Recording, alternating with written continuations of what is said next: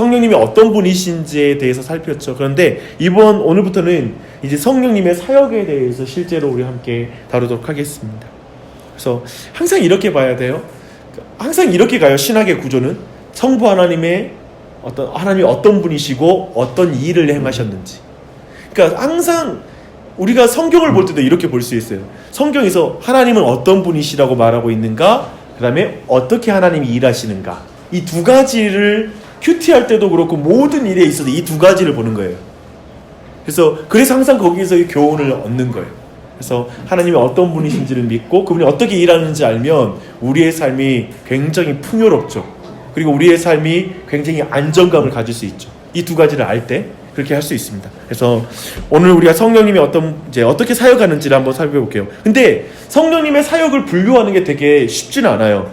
근데 마틴 로이드 존스 목사님은 두 가지로 나눠요. 성령님의 사역을 첫 번째는 일반적인 사역, 그리고 두 번째는 특별한 사역이에요. 근데 이 일반적인 사역과 특별한 사역을 나누는 기준이 뭐냐면 구속을 적용하는 것으로 나눠요. 즉 구속을 적용하는 성령님의 사역은 특별한 사역이죠. 근데 일반 사역은 구속을 적용하지 않는, 즉 이걸로 구원 사건이 아닌 어떠한 사역들을 일반 사역이라고 불러요. 그래서 성령님의 사역을 이 두 가지 사역이라고 보는데요. 오늘은 일반 사역을 볼 거거든요. 일반 사역을 중점으로 볼 때 제가 볼 때 여러분이 오늘 내용은 굉장히 어쩌면 되게 생소한 내용이에요. 그러니까 성령님의 사역했을 때 우리가 가지고 있는 개념은 부흥이라는 찬양, 이런 찬양이거든요. 그래서 성령이 임하셔서 죄를 태우고 성령님이 임하셔서 하나님에 대한 어떠한 우리 안에 감각들을 회복시키고 그리고 하나님에 대한 영적인 시야를 열고 해서 부흥이 일어날 때 성령의 사역을 우리는 거기에 굉장히 초점이 맞춰졌기 때문에 오늘 우리가 다루는 내용은 되게 생각하지 못했던 내용들이 되게 많을 거예요. 근데 저는 오늘 내용들을 깊이 다룰 때 한편에 우리의 신앙의 삶이 풍성해질 거예요. 그것이 무슨 말인지는 차근차근 한번 살펴볼게요. 우리 첫 번째 보면 사실 성령에 대한 생각을 하면 어디 장이 제일 먼저 떠오르죠? 성령님 하면 사도행전 2장의 말씀이죠. 성령의 강림 사건, 오순절 성령 강림 사건이 나와요. 근데 사실 오순절 성령 강림 사건에 대한 의미, 그리고 거기에 대한 성령의 활동을 생각할 때 이때를 생각하는데 여기에 대한 굉장히 상반된 견해가 있어요. 그 견해는 뭐냐면 이거예요. 오순절 성령 강림 사건 이전에 성령이 오시지 않는 듯하게 보는 관점. 그렇죠? 오순절 성령 강림 이전에는 성령님이 특별하게 이 땅에 오시지 않았다 아직. 그런 관점과 또 하나는 오순절 성령 강림 이전에도 성령님의 능력 있는 역사가 계속되어 왔다라는 이 두 가지. 그래서 사실 이것에 대한 것을 좀 우리가 배워왔던 것 중에 좀 잘못된 가르침 중에 하나는 뭐냐면 성령님 어떤 사역의 시대를, 하나님의 시대를 나눠서 설명하는 거예요. 구약은 성부 하나님의 시대, 그리고 복음서의 시대에는 예수 그리스도의 시대, 그리고 지금은 성령의 시대, 그리고 성령의 시대를 우리가 살고 있다라고 시대를 구분을 지어서 하나님이 하시는 사역과 구원의 방법들이 다르듯이 설명하는 방식인데 이걸 세대주의라고 그래요. 근데 이런 방식의 세대주의가 사실 한국교회는 굉장히 많이 영향을 줬어요. 여러분 들어보셨죠? 이런 말. 그래서 지금은 성령 시대다 이렇게 말하면서 되게 그 성령, 그리고 순복음교회에서는 되게 이걸 강조해요. 제가 자라왔던 순복음교회에서는 지금 성령 시대니까 성령님과 더 친밀히 한다는 거예요. 성령님을 가까이 하고 성령님을 더 구하고 그런 가운데 우리가 영적으로 충만하고 갱신할 수 있다라고 그렇게 가르치는 거예요. 그래서 그런 개념을 설명하죠. 그래서 그런 지점으로 볼 때 우리가 좀 더 이 부분을 보는데 이걸 어떻게 내용을 다룰지 하나하나 한번 살펴볼게요. 우선 오순절 이전에 성령이 오시지 않는 듯하게 말하는 구절들이 있어요. 예를 들면 우리 한번 사도행전 2장 봐봐요.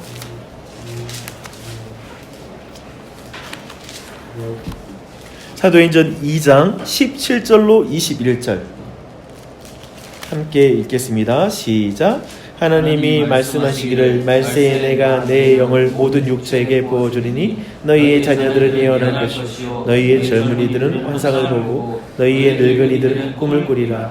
그때 내가 내 영을 내 남종과 여종들에게 부어주리니 그들이 예언할 것이요 또 내가 위로 하늘에 있는 기사를 아래로 땅에 있는 징조를 베풀리니 곧 피와 불과 연기로다. 주의 크고 영화로운 날이 이르기 전에 해가 변하여 어두워지고 달이 변하여 비가 되리라. 누구든지 주의 이름을 부르는 자는 구원을 받으리라 하였느니라. 지금 이 말씀은 그 오순절 성령 강림 사건을 통하여서 각지에 방언을 하는 그 일들이 일어났을 때 사람들이 술 취했다고 이렇게 비난하고, 그때 이제 베드로가 나서서 이제 설교하고 이 내용을 설명하면서 복음을 증거하게 돼요. 근데 그때 이 말씀은 이제 14절 보면, 이건 16절 보면 이것은 선지자 요엘을 통해서 하신 말씀이다. 즉 요엘서 2장 28절에 이에 대한 예언이 있거든요. 성령을 부어주겠다라는 약속이죠. 그리고 에스겔서 36장 26절로 27절에도 동일하게 성령을 부어주는 사건, 그리고 마음을 변화시키는 사역에 대해서 말씀하고 있어요.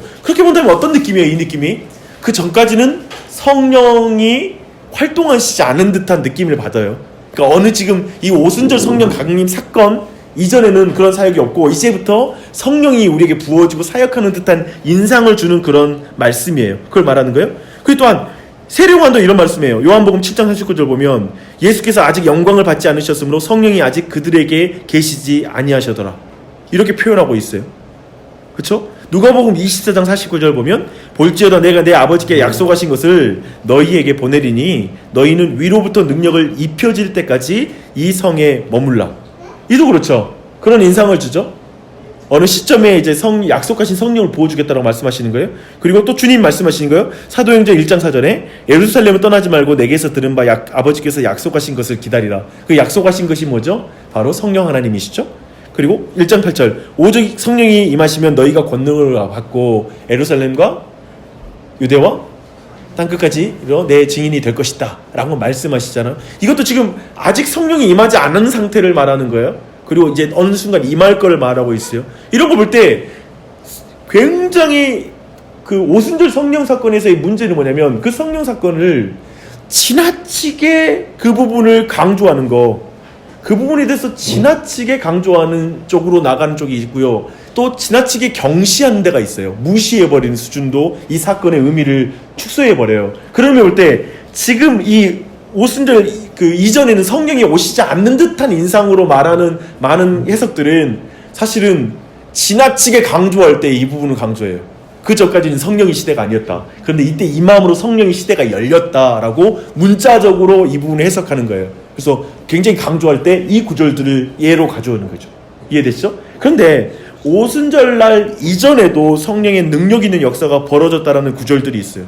근데 그 사역은 창조와 그리고 이 땅을 유지하는 모든 사역들의 성령의 사역이라는 걸 알려주는 구절이 있는 것이죠. 창세기 1장 2절 우리 있으니 같이 읽을게요. 하나님의 영은 수면 위에 운행하시니라. 이 수면 위에 운행한다라는 이런 표현은 뭐냐면 닭이 알을 품는 듯한 그 너풀거리는 표현. 그러니까 즉 성령이 우리 그런 있잖아요. 지구를 둘러싸 뭔가 널풀거리는 듯한 느낌의 어떤 이런 영상을 한 번쯤 봤을 텐데, 마치 닭이 알을 품듯이 매우 애정을 가진, 사랑을 가진, 그러면서 능력을 나타내는 그 품는 역사예요. 정말 그런 의미에서는 닭이 알을 품었다는 표현이 되게 좋은 표현이 되겠죠. 그렇죠? 그러하게 성령께서 그 일을 하시는데, 성부 하나님께서 예수 그리스도를 통해, 로고스를 통해, 요한복음 1장의 말씀처럼 창조 현장에 예수 그리스도도 계시거든요. 로고스를 통해 성령님으로 인해서 이제 창조가 일어나는 거예요. 즉 창조 사건은 삼위일체 하나님의 사역이라는 것이죠. 그분의 사역이라는 것. 그때부터 삼위일체 하나님은 결코 혼자 계신 게, 성부만이 활동하신 게 아니라 삼위일체 하나님이 활동하셨다는 걸 우리는 볼 수 있습니다. 그리고 나서 창조하셨을 뿐만 아니라 그걸 유지하고 보존하세요. 이제 오늘 이 부분이 굉장히 좀 중요한 내용이 될 거거든요. 쭉 우리가 일반 은총이 뒤에 이어지기 때문에 그 내용까지 이어질 거거든요. 그 근거가 되는 거예요. 이사야 40장 7절 보면 푸른 마르고 꽃이 시들면 여호와의 기운이 그 위에 불미라. 이런 어떤 표현들, 붐이라 라는 것에서 바람이라는 의미가 있고요. 여호와의 기운이라는 이런 표현들 안에서 성령 하나님의 사역이라는 것들을 직접적이진 않지만 매우 간접적으로 지금 표현해 주고 있습니다. 즉 풀이 마르고 꽃이 시드는 것, 모든 것들이 그분의 성령 하나님의 어떤 직접적인 어떤 그런 유지 가운데, 보존 가운데 있다라는 걸 말씀해 주는 거예요. 그리고 시편 104편은 사실은 굉장히 많아요. 특별히 주께서 자기 영의 능력을 거두신다면 모든 피조물들은 쇠해질 것이다. 그리고 기운이 기울어지고 소멸되고 죽어지고 할 것이다라고 철저히 그걸 주의 영께서 하시는 사역들로 설명하고 있어요. 그리고 여호와께서 자기 영을 보내어서 그러면 반대로 만물을 소생시킬 것이다 라는 이런 표현을 이미 시편 104편에서 구약 가운데 이 표현을 해주고 있는 것이죠. 여기서는 만물을 유지하고 보존하고 있죠. 이 사실까지 쭉 본다면 지금 여기까지가 지금 매우 중요한 성령의 창조와 보존의 사역까지 한다는 거 안에서 이제 오늘 내용이 아까 말씀드린 대로 일반 은총의 영역에 있어서 성령님의 사역이 있다라는 걸 설명할 거거든요. 근데 그 근거가 되기 때문에 이 부분은 정확하게 잡고 들어가야 돼요. 그래서 세 번째, 성령님은 무엇을 책임지고 있는 분이라고요? 일반 은총을 설명해 드릴게요. 일반 은총이 뭐죠? 일반 은총. 그렇죠. 대상에 있어서 이 은총의 성격은 믿는 자나 믿지 않는 자나 모든 사람에게 이 은총이 부어진다. 하나님의 은혜가 주어진다라는 그것들이죠. 그렇죠? 그것이고요. 또 한편에 모든 사람에게 차별 없이 주어진 일반적인 법. 또 한 가지 뭐냐면 구원과 상관없는 작용들이에요. 그러니까 이게 지금 구원과 상관없이 모든 사람에게 주어진 그런 성격의 작용들, 은혜들이라고 말할 때 이걸 일반 은총이라고 불러요. 그래서 신자들과 불신과 상관없이, 그렇다면 성령님의 일반적인 사역은 뭐냐면 마음을 새롭게 하는, 즉 거듭남과 관련된 사역이 아닌 사역인 거예요. 마음의 변화를 새롭게 함이 없이 성령이 행하시는 일반적인 작용이 있어요. 여러분 이 부분에 대해서는 거의 안 들어봤을 거예요. 그렇잖아요? 즉 구원과 상관없이 일반 계시, 특별 계시, 그렇죠. 그렇죠. 일반 계시, 특별 계시가 있잖아요. 근데 그 동일한 맥락에서 일반 계시와 특별 계시 있듯이 성령의 사역도 예를 들면 이렇게 보는 사람들 많이 생각하는 뭐냐면 계시에 있어서 일반 계시, 특별 계시 우리는 믿잖아요. 우리가 성경에서 알잖아요. 자연과 모든 만물, 비와 어떤 모든 걸 통한 하나님께서 우리에게 주신 계시들에 대해서 우리는 믿고 있어요. 근데 특별 계시, 구원과 관련된 직접적인 계시도 믿고 있고요. 근데 성령께서는 이 두 모든 영역에서 사역하신 분이라는 거죠. 우리는 생각할 때 뭐냐면 성경이 성령님을 통해서 써졌다는 건 알아. 그리고 성경을 깨닫게 해주시고 느끼게 해준다는 거 알아. 근데 이렇게는 아니잖아요. 성령님을 통해 따스한 햇살을 맞으면서 성령님을 통해 그 따스한 햇살을 통한 은혜를 깨달아. 그리고 그 따스한 햇살을 맞았을 때 불신자들은 아 태양빛이 좋구나, 아 봄날씨 좋네라고 느끼는데 멈추는데 신자들은 그걸로 하나님을 찬양해. 근데 이때 작용하는 게 성령 하나님이시라고요. 그러니까 자연 만물 일반 계시를 통하여 하나님께도 영광 돌릴 수 있도록 그 안에서 작용하고 일하시는 분 또한 또 성령 하나님을 사실 잊으면 안 돼요. 그러니까 일반 계시 안에서도 이 사실을 우리가 보는 것이죠. 그래서 그 내용들, 그래서 이 일뿐만 아니라 또한 생각해보면 도덕적인 영향력을 발휘해서 죄를 억제하고 사회생활의 질서를 유지하고 사회적 의를 증진시키는 것, 이 모든 것도 성령님의 사역이에요. 이 사회를 유지시키는 것, 악이 치닫지 않도록 보호해 주시는 것. 이따가 그 부분들 이제 차근차근 한번 살펴볼게요. 그러면 일반 은총이 우리에게 나타나는 방식을 이제 살펴볼 차례예요. 그러면 성령님께서 어떻게 일반 은총 안에서 우리 안에 작용하고 계시느냐 했을 때 첫 번째가 양심의 빛이에요. 양심의 빛. 성령님은 우리의 양심의 빛을 유지시켜 주세요. 보존해 주세요. 만들어 주세요. 아까 말했죠. 성령님 뭐라고요? 창조와 유지, 보존의 사역이 있어요. 이 모든 게 일반 은총 안에 동일하게 성령님을 사역하시는 거예요. 이걸 중요하게 봐야 돼요. 그러면 요한복음 1장 9절 한번 읽어볼게요. 시작. 참 빛 곧 세상에서 각 사람에게 비추는 빛이시니. 근데 이 빛을 말하는데요. 요한복음 1장 9절에서 이 빛을 말하는데 사실 각 사람에게 비추는 빛을 주목할 필요가 있어요. 근데 이 각 사람이 모든 사람이라고 보는 거예요. 모든 사람에게 비추는 빛이다 라고 보는데 그런 빛이 존재했다는 거예요. 사실 이거 성경 봐야 되는데요. 요한복음 봐보십시오. 1장으로 가십시오. 쭉 보시면 근데 한번 10절 봐봐요. 9절부터 다시 한번 읽어드릴게요. 참 빛 곧 세상에 와서 각 사람에게 비추는 빛이 있었나니 그가 세상에 계셨으며 세상은 그로 말미암아 지은 바 되었으되 세상이 그를 알지 못하였고 자기 땅에 오매 자기 백성이 영접하지 아니하였으나. 근데 이 양심의 빛인데 각 사람에게 비추는 빛이에요. 사실 근데 그가 세상에 계셨잖아요, 그렇죠? 계셨어요. 시제를 봐봐요. 세상은 그로 말미암아 지어졌죠, 그렇죠? 계셨어요. 그다음에 이 세상에 끊임없이 계셨다라는 거예요, 그렇죠? 근데 이 빛은 창조 이후에 계속 이 세상에 있었다라는 거죠, 그렇죠? 근데 11절을 보니까 이 빛이 자기 땅에 오셨다고 말해요. 그런 의미에서 볼 때 이 빛이 지금 뭐냐 라는 걸 볼 때 이 빛을 곧 양심의 빛이다 라고 해석하는 경우가 있어요. 이렇게. 그런 게 뭐냐면 즉 일반 은총에서 성령님의 작용 중에 하나라는 거예요. 이 빛이 있었는데 근데 이 빛이 그리스도로부터 온다는 거예요, 근본적으로.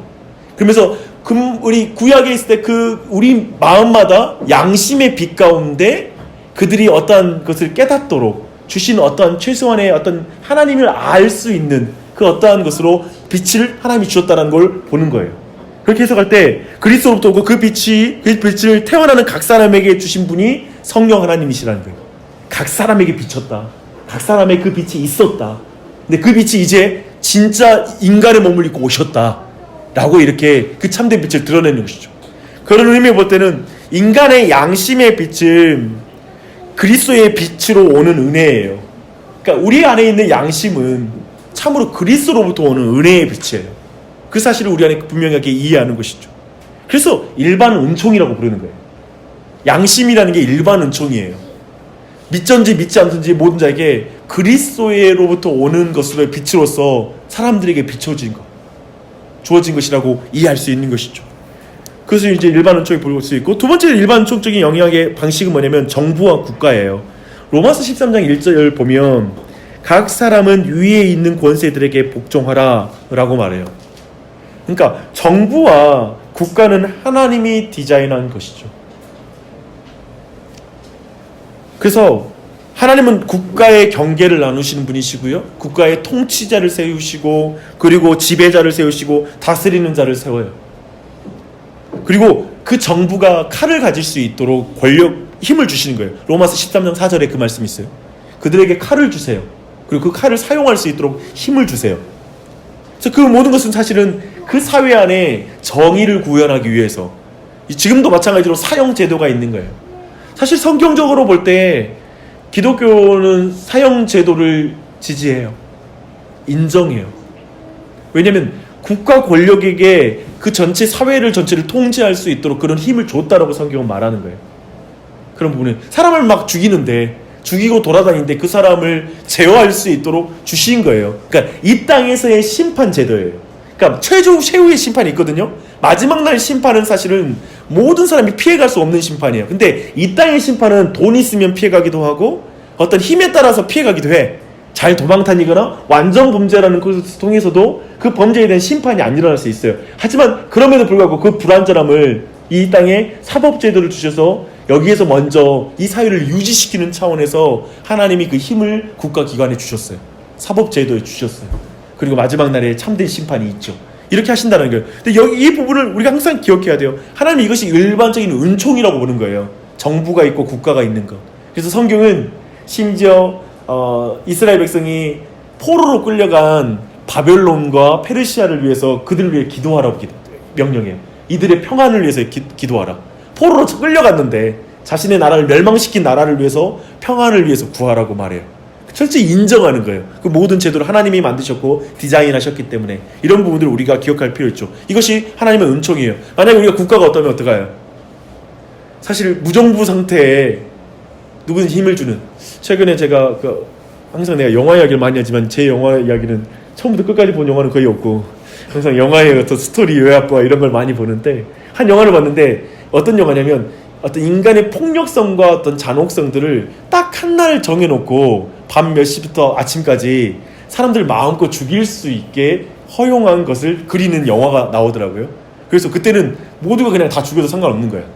그런 영화를 봤어요. 그렇게 되면 사람들의 범죄율이 줄어들 것이다 라는 식으로 그걸 실천하고 있는 것이죠.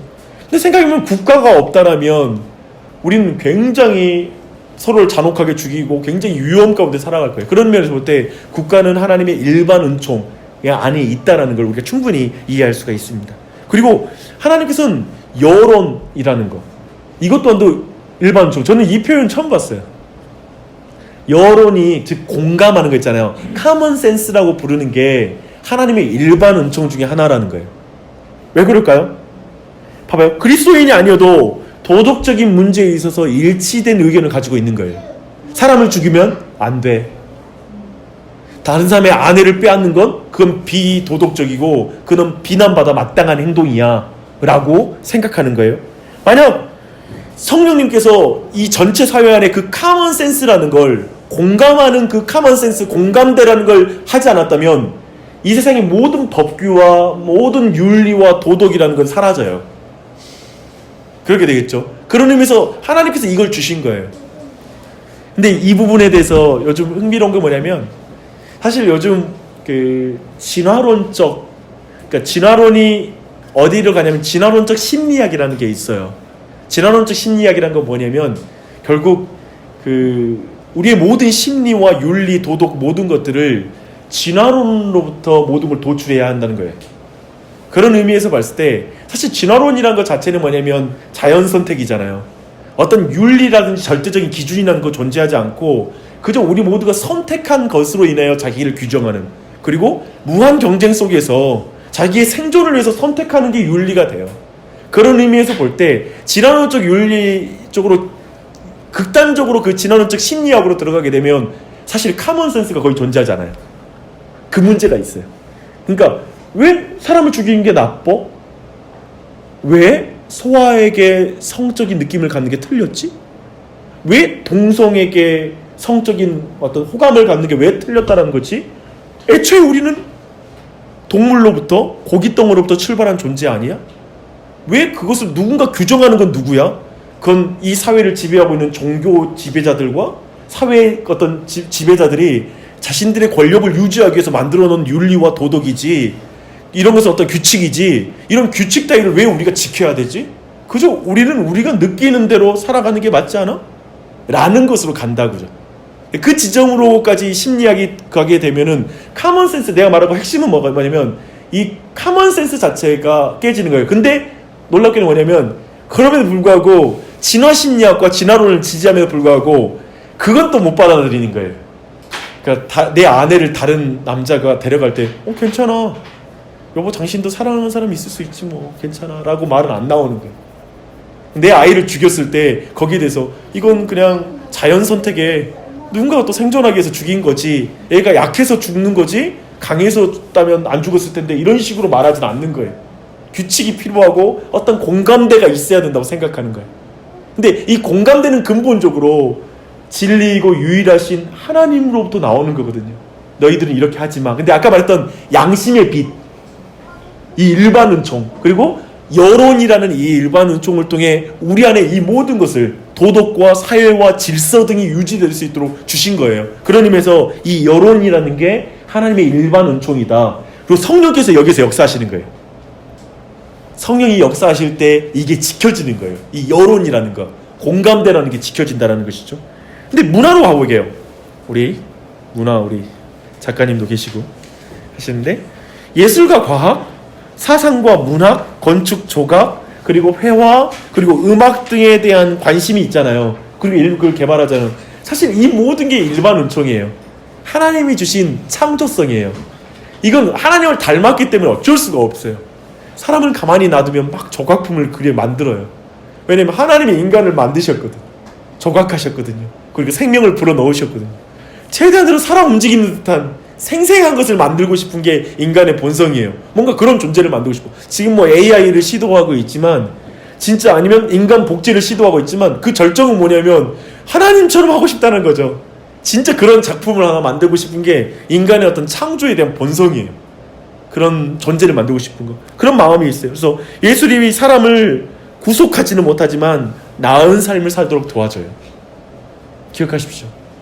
방금 말처럼 구원하지는 못해요. 예술이 아무리 예술이 발전되어도 그것이 우리를 구원하지 못해. 죄로부터 구원하지 못해. 하지만 우리를 굉장히 나은 삶으로 인도해요. 정말 오늘날의 예술과 이런 것들이 활성화되어 있고 나라면 그런 나라일수록 사실 삶을 누려가는 깊이가 달라져요. 아시잖아요. 제가 그거 배웠거든요. 제가 그런 걸 되게 싫어했는데 이런 거예요. 한 선교단체의 리더가 그런 말을 한 걸 들었어요. 이제 미국 교회는 끝났다. 그리고 유럽의 교회 다 끝났다.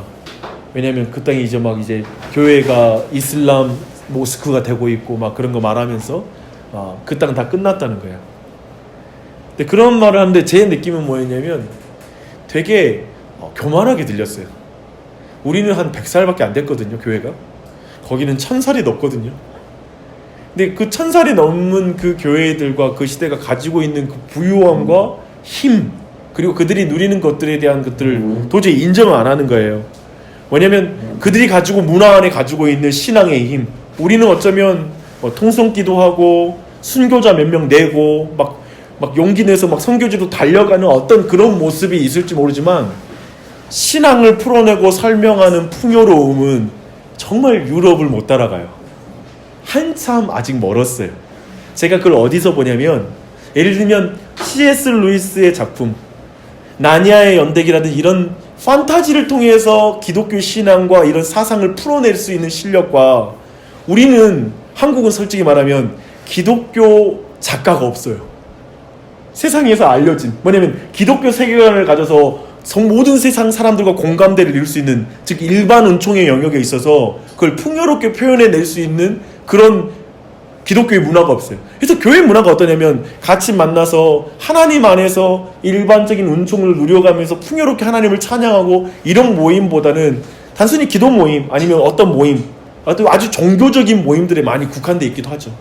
사실 굉장히 달라요. 제가 배웠을 때 그 교수님 저희 역사 교회사를 가르치는 교수님이 저한테 그런 말 했어요. 우리한테 뭐냐면 아직 한국 교회는 일반 은총을 깊이 누릴 수 있는 수준이 못 됐다. 즉 뭐냐면 우리는 막 구원의 은혜에 막 감격하잖아요. 맞아요. 제일 중요한 거예요. 성경을 알아가는 것 너무 중요해요. 성경 공부하는 것 너무 중요해요. 근데 한편에 뭐냐면 밖에 나가서 자연과 그리고 어떤 세상 사람들과의 관계, 문학, 그리고 조각품, 그리고 다른 사람 어떤 믿지 않는 사람들도 아름다운 예술을 하는 사람을 보면서 하나님을 찬양하고 그걸 깊이 누리는 쪽은 되게 약해요.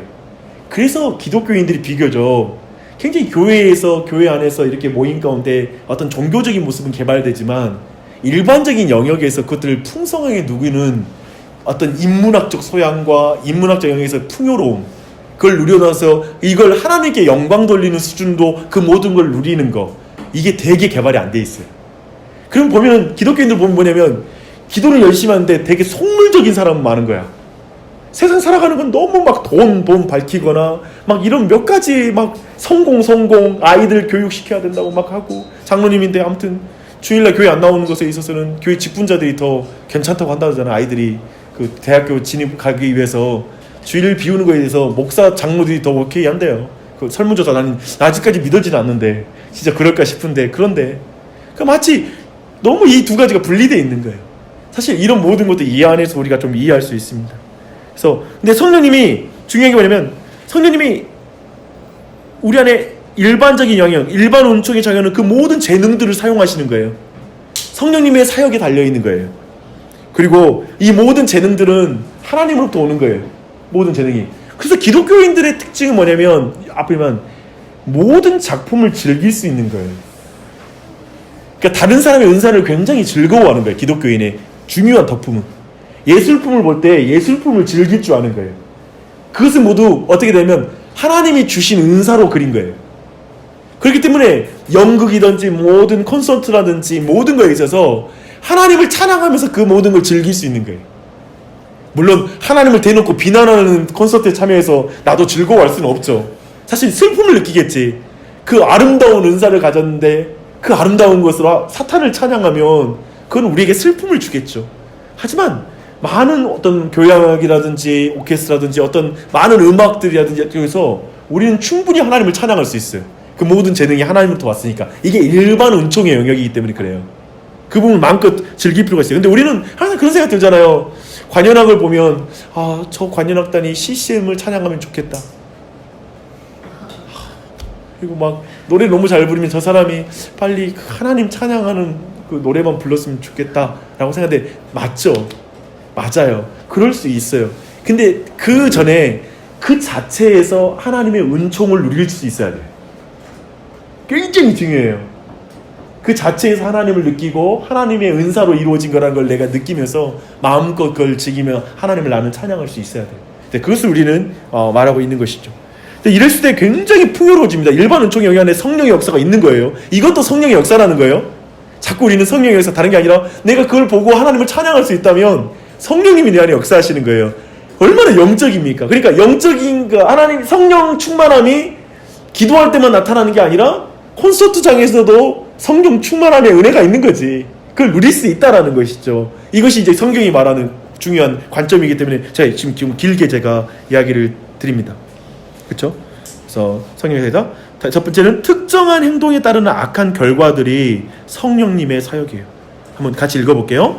나는 빛도 짓고 어둠도 창조하며 나는 평안도 짓고 영원도 창조하니 나는 여호와라 이 모든 일들을 행하는 자니라 합니다. 근데 갑자기 여기서 좀 당혹스럽죠. 이런 말씀이 성경에 있는지. 죄와 악의 창시자란 말입니까? 그게 아니라 인간의 특정한 행동에 따른 악한 결과들을 주관하신다는 의미예요. 그러니까 결국 죽음, 그리고 환난, 병, 이건 인간의 죄의 타락의 결과로 오는 것이잖아요. 그러면서 하나님이 창조하지 않은 거잖아요. 직접 창조가 아니잖아요. 그러나 하나님이 이 모든 걸 주관하신다는 걸 이렇게 표현하고 있다는 걸 우리가 기억할 필요가 있어요. 그래서 모든 것을 통제하시죠. 평안도 짓고 환난도 창조하세요. 즉 특정한 행동들이 특정한 그냥 고통스럽고 악한 결과들로 귀결될 수 있도록 만드시는 분이 성령 하나님이세요. 잘 생각해보면 이래요. 악한 짓을 하는데 그 결과에 따른 귀결이 안 되는 걸 우리는 뭐라고 하냐면 공의롭지 못한 세상이야. 이건 정말 하나님이 계시다면 이럴 수 없어 라고 말해요. 근데 실제로 그 사역을 하시는 분이 성령님이시라는 거예요. 실제로 사실 죄를 짓고 너무나 많은 사람이 고통을 받거든요. 이 땅에 살아갈 때 거기에 대한 충분한 어떤 합당한 보상을 받게 되거든요.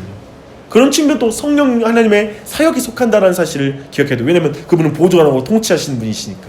그런 측면들을 볼 필요가 있어요. 또 한편에 평안을 주시는 분도 맞죠. 하나님을 따를 때 환경은 안 열렸어. 여전히 병들었어.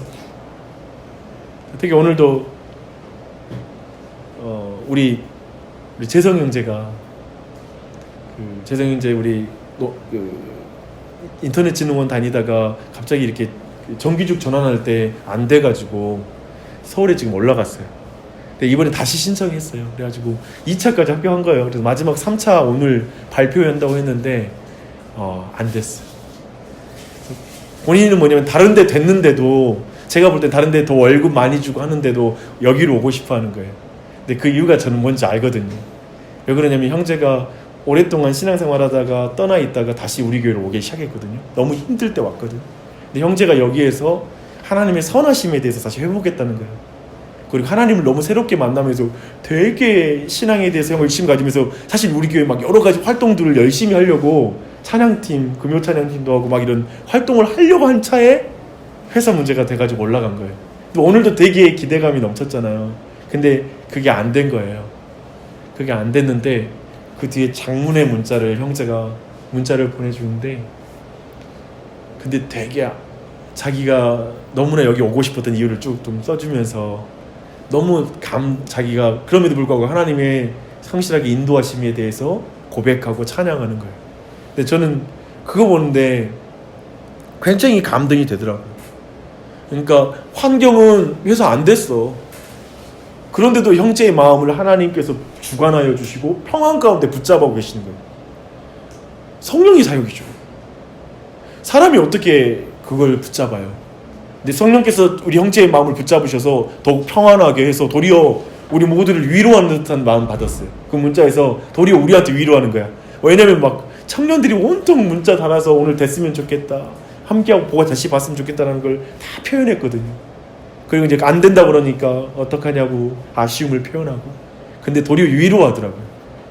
참으로 하나님께서 성령께서는 평안을 짓는다. 평안을 만드신 분이시다 라고 믿습니다.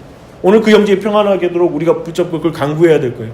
계속 우리의 삶이 그렇게 하나님이 일하신다는 걸 주목할 필요가 있습니다. 이렇게 우리는 성령님이 우리의 일반 은총 가운데 주신 일반 은총의 영역을 이렇게 볼 수가 있어요. 근데 이제 일반 은총의 결과예요. 이게 굉장히 중요한데요. 첫 번째는 죄인들에 대한 심판의 시행이 연기돼요.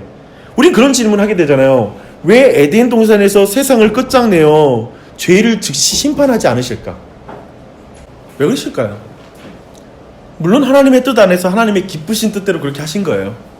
그분이 그러니까 근데 사실은 에덴 동산에서 곧바로 심판하고 끝내도 되잖아요.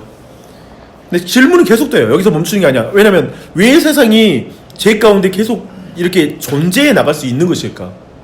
생각해보면 이 악한 세상이 어떻게 이렇게 수천 년, 이렇게 수만 년을 계속 오냐 이거예요.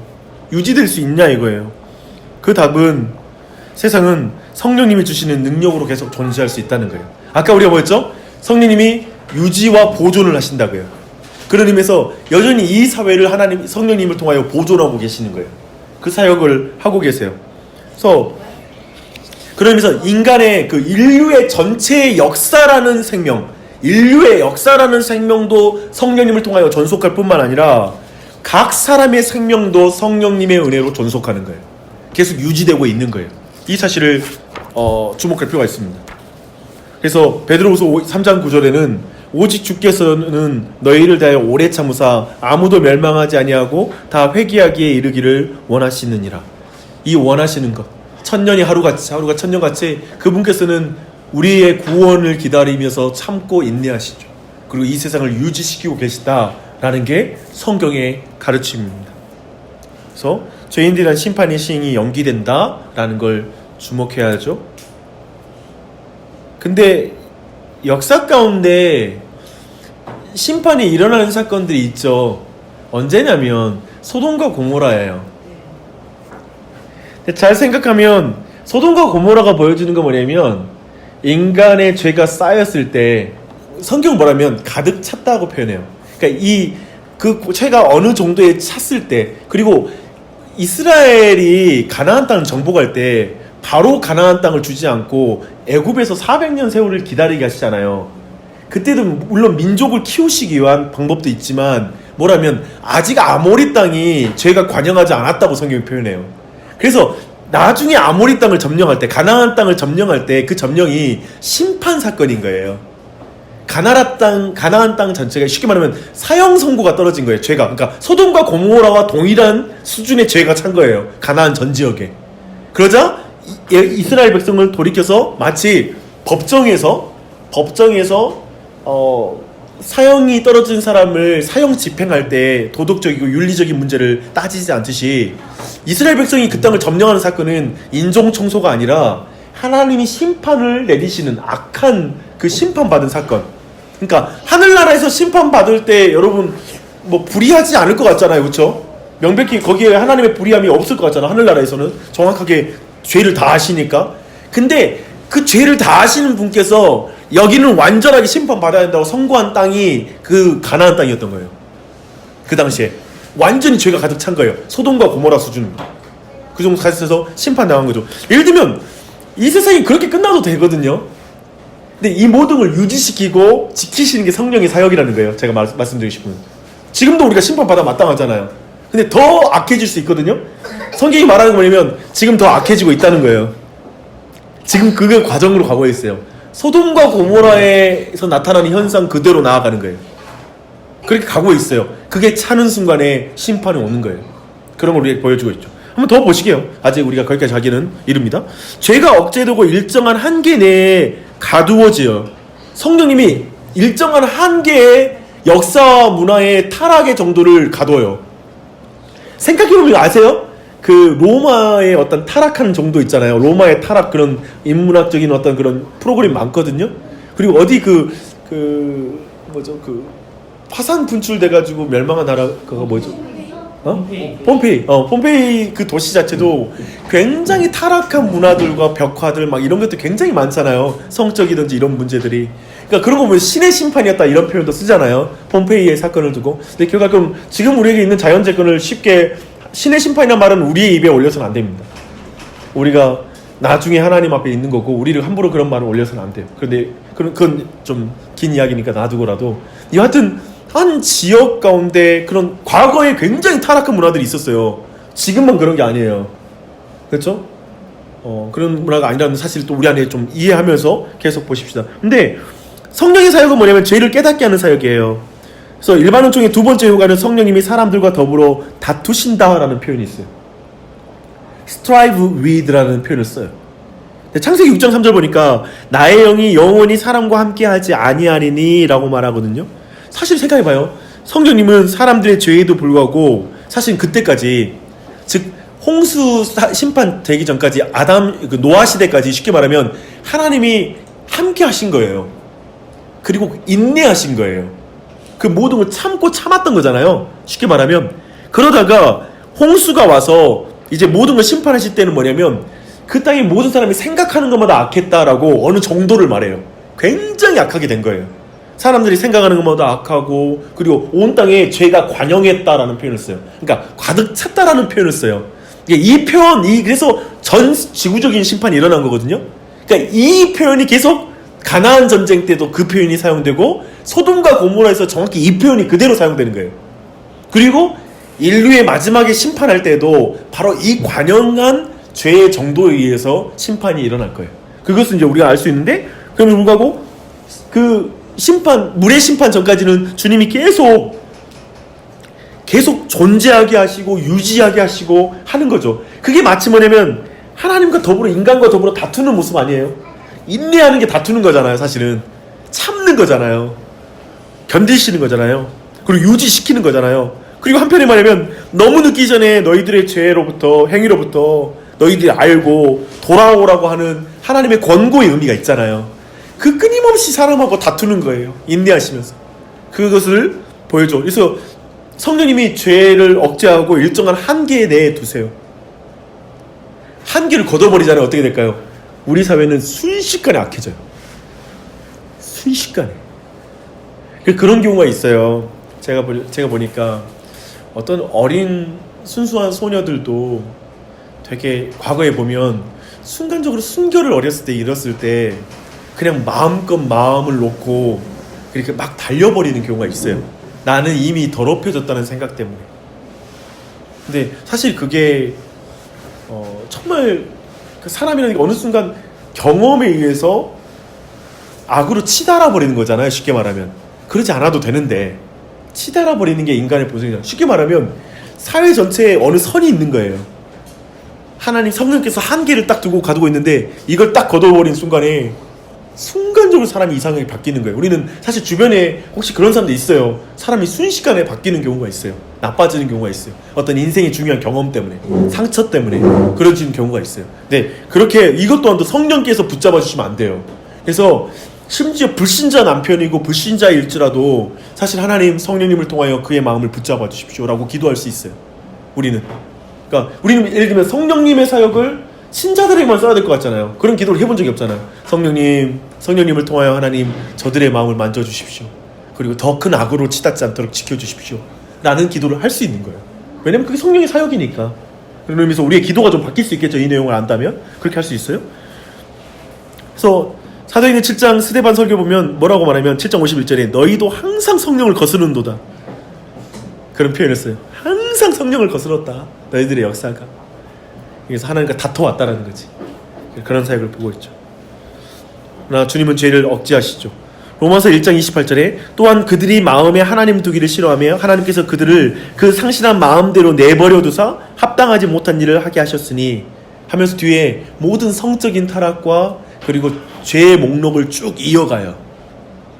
근데 1장 26절 좀 앞으로 가면 이 때문에 하나님께서 그들을 부끄러운 욕심에 내버려 두셨으니, 그러니까 하나님이 내버려 두시는 게 심판이에요.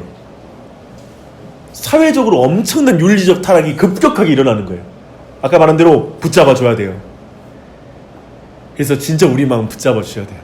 그래서 예수 그리스도는 뭐라고 가르치시냐면 이렇게 기도하라고 해요. 너희는 이렇게 기도하라. 시험에 들게 하지 말게 하옵시고 악으로부터 구하여 주시옵소서.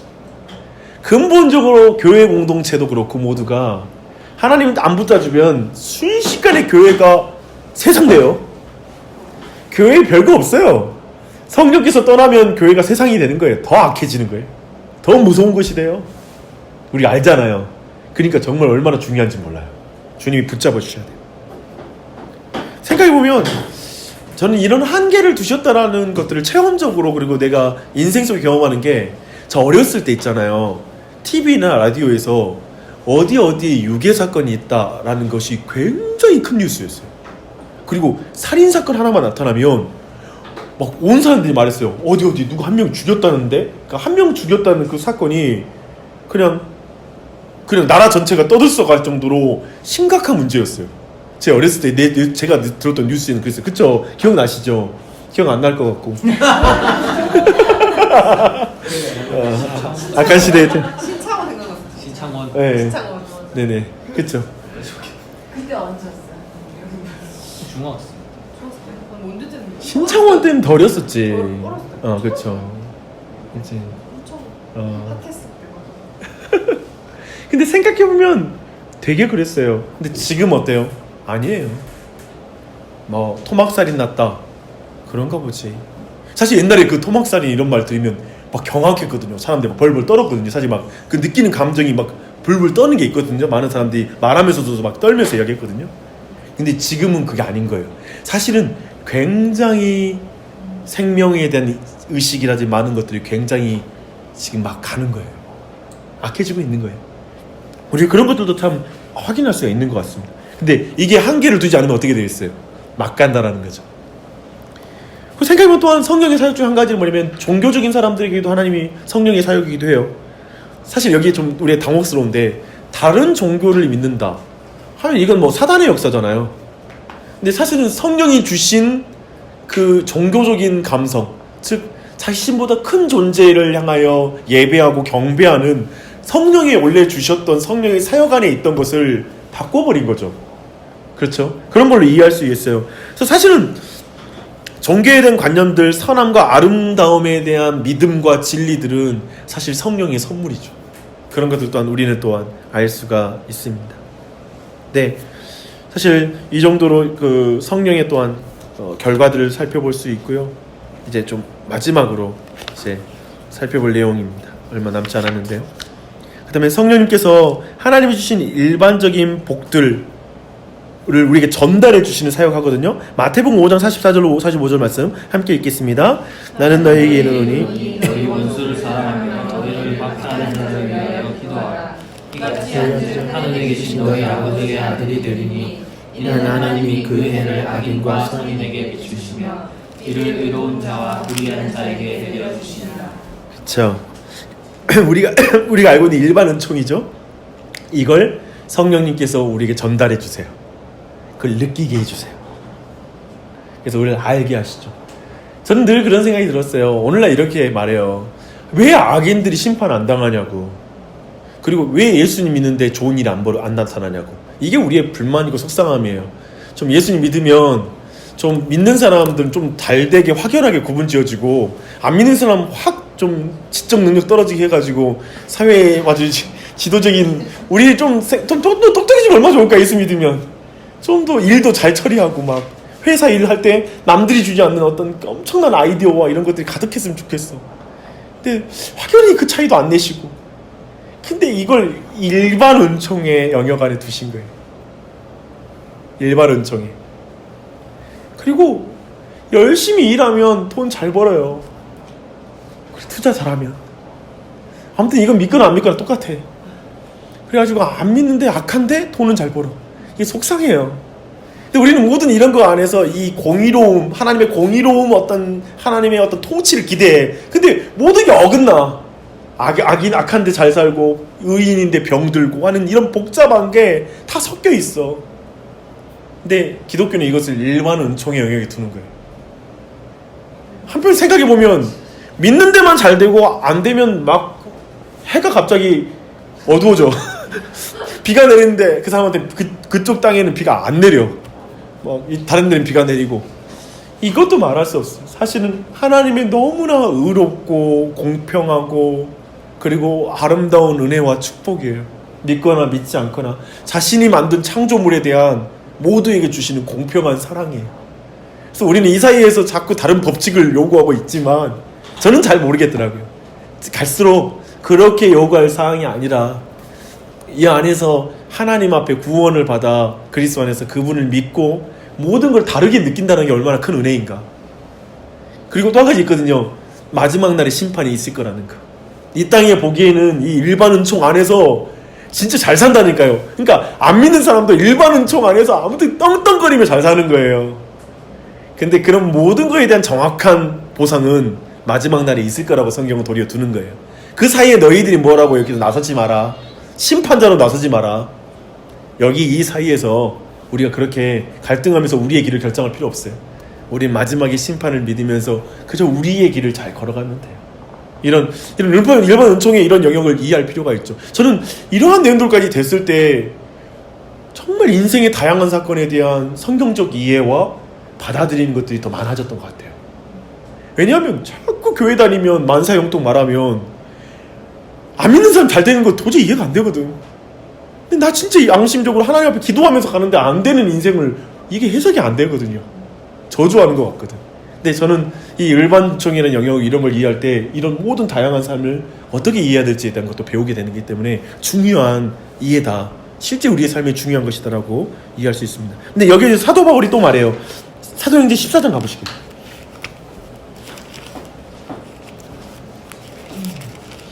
사도행전 14장 15절로 17절 함께 읽겠습니다. 시작. 이르되 여러분이여 어찌하여 이러한 일을 하느냐. 우리도 여러분과 같은 성정을 가진 사람이라. 여러분 복음을 전하는 것은 이런 헛된 일을 버리고 천지와 바다와 그 가운데 만물을 지으시고 살아계신 하나님께로 돌아오게 합니다.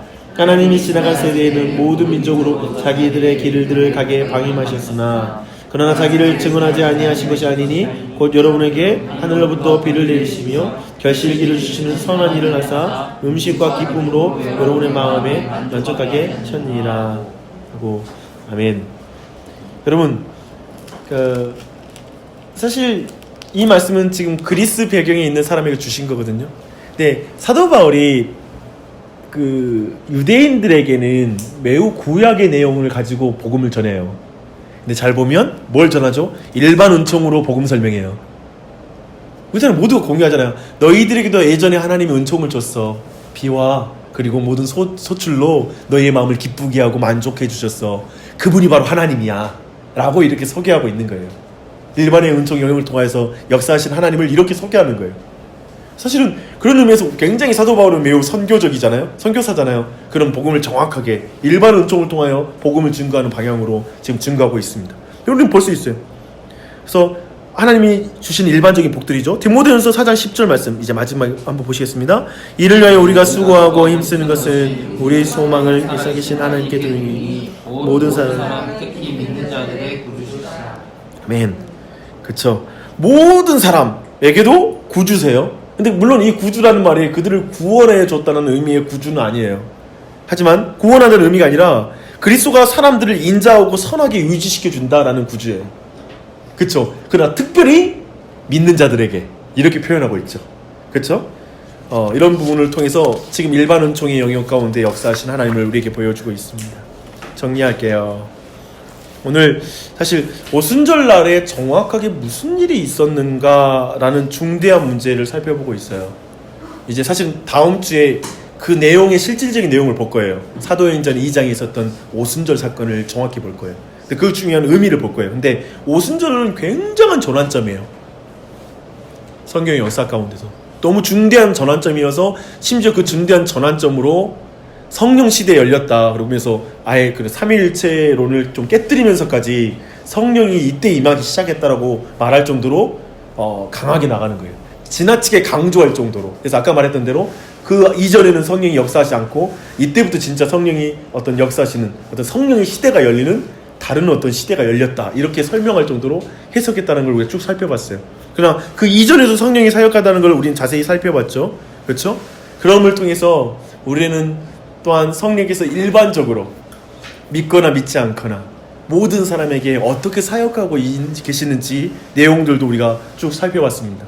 이걸 통해서 우리가 깨닫는 것, 성령 충만함은 교회에서만이 아니라 세상에서도. 성령 충만함은 성경을 볼 때에도 성령의 도우심이 필요하지만 하늘과 자연 그리고 이 세상 속의 모든 예술과 그리고 문학, 과학 모든 영역에서도 성령 하나님께서 우리에게 감화해 주셔서 누리게 해주신다. 그리고 우리 안에 또 적용할 건 우리의 기도가 바뀌어야 된다. 하나님 성령님을 통하여 불신자 안에 악을 제어해 주시도록 붙잡아 주시도록 한계를 지어 주시도록 계속 이 사회 가운데 우리는 사회를 위해서 기도할 수 있어요. 교회의 부흥만을 위해서 기도하는 게 아니라 하나님 이 땅이 악해지지 않도록 지켜주십시오. 성령님을 통하여 이 사회의 모든 악이 치닫지 않도록 보호해 주십시오라는 기도들도 가능하다라는 것은 굉장히 우리에게 기도 생활, 성령의 사역에 대해서 새로운 이란의 시야를 갖게 해주는 가르침이라고 생각합니다.